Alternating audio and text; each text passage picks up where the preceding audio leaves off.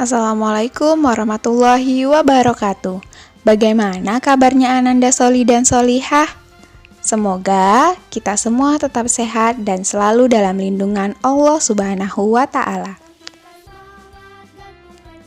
Pada video pembelajaran kali ini, kita akan belajar tentang tema 3, benda di sekitarku, subtema 3, perubahan wujud benda, pembelajaran ketiga, dan pembelajaran keempat. Sebelum memulai pembelajaran, mari bersama-sama membaca basmalah. Bismillahirrohmanirrohim. Yuk kita mulai pembelajaran. Bunda ingin tanya, apakah Ananda tahu kemana perginya air? Pernahkah Ananda mencuci baju atau membantu ibu mencuci baju? Coba perhatikan, apa yang terjadi saat baju basah dijemur di bawah terik matahari? Ternyata baju yang basah lama-kelamaan mengering. Kenapa itu bisa terjadi ya? Yuk kita cari tahu bersama-sama. Ananda yang solih dan solihah, menguap merupakan peristiwa perubahan wujud dari cair menjadi gas. Peristiwa ini disebabkan oleh pemanasan. Contoh peristiwa menguap adalah baju basah yang dijemur lama-kelamaan mengering. Air dalam baju menguap karena terkena panas matahari ya.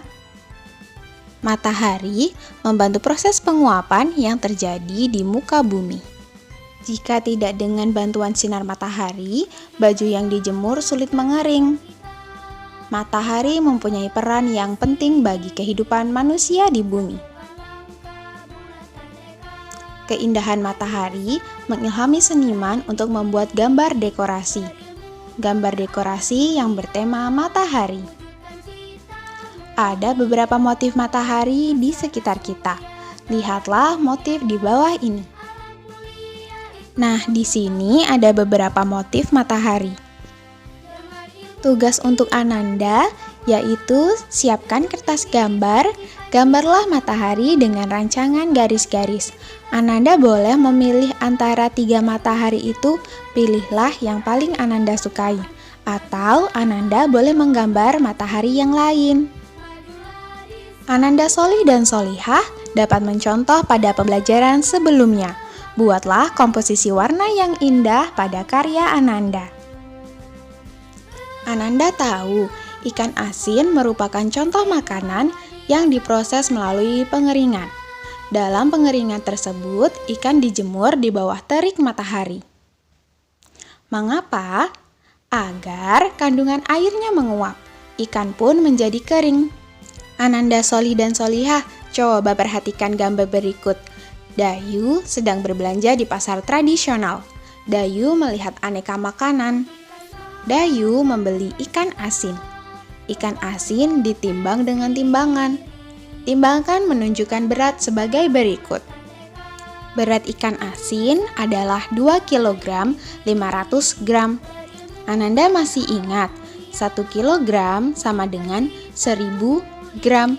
Nah, ini diingat terus ya Ananda.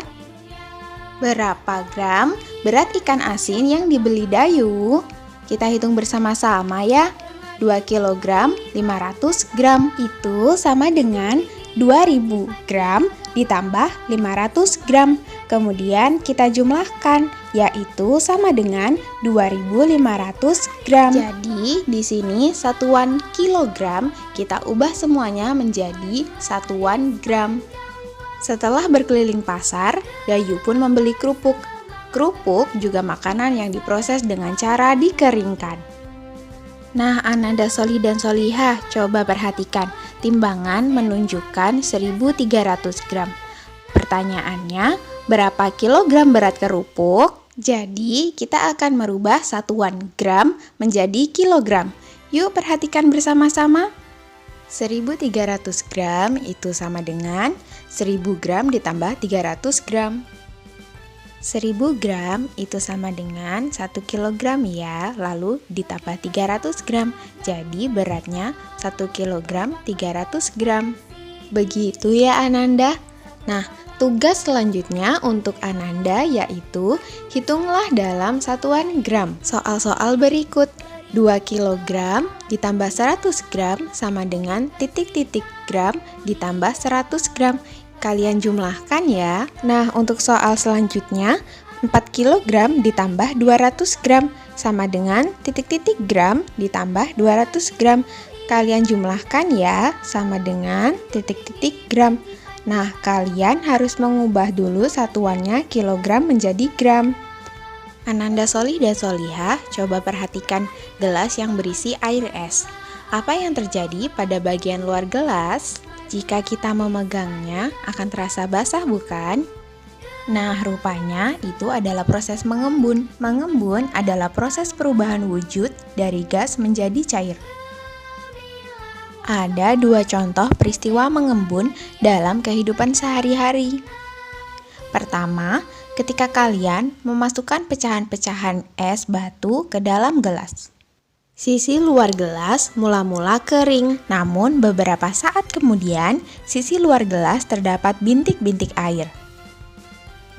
Kedua, coba perhatikan ketika kalian naik mobil pada saat cuaca cerah. Kaca jendela mobil bagian dalam kering. Namun, ketika hujan turun, kaca mobil bagian dalam menjadi buram. Apabila Ananda menempelkan telapak tangan pada kaca, telapak tangan menjadi basah. Nah, bagaimana kedua peristiwa tersebut terjadi?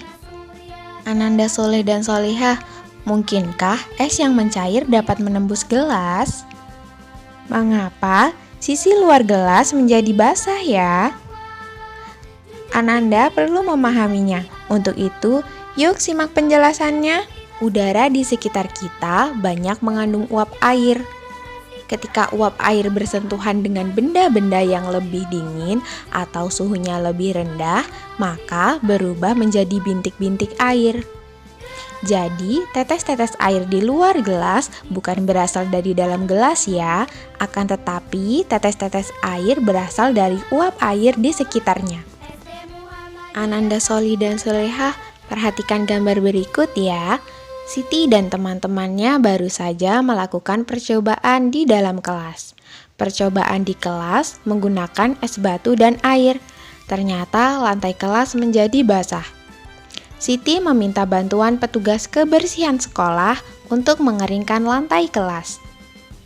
Petugas menggunakan kain pel dibantu Siti dan teman-temannya.